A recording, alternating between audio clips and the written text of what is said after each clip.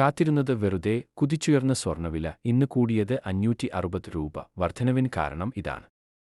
ബജറ്റിന് ശേഷം തകർന്നടിഞ്ഞ സ്വർണ്ണവില വീണ്ടും മുകളിലേക്ക് ഉയരുകയാണ്.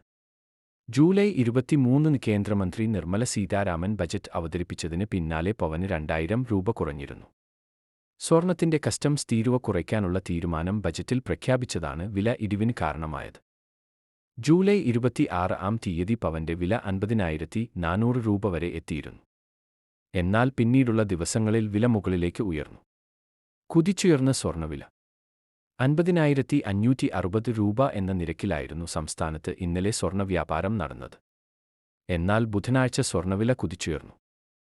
പവന് 640 രൂപയാണ് കൂടിയത്.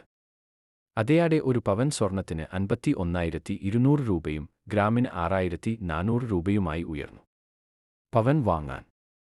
പവന്റെ വില ഉയർന്ന സാഹചര്യത്തിൽ ആഭരണം വാങ്ങുമ്പോഴും ഉയർന്ന വില നൽകേണ്ടിവരും.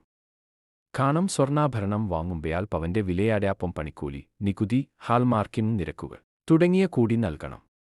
ശരാശരി 5% പണിക്കൂലി, 3% GSTയും.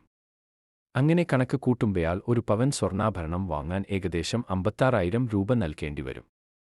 ആഗോള സ്വർണ്ണവില. ആഗോളതലത്തിൽ നേട്ടത്തിലാണ് ബുധനാഴ്ച രാവിലെ സ്വർണ്ണ വ്യാപാരം നടക്കുന്നത്.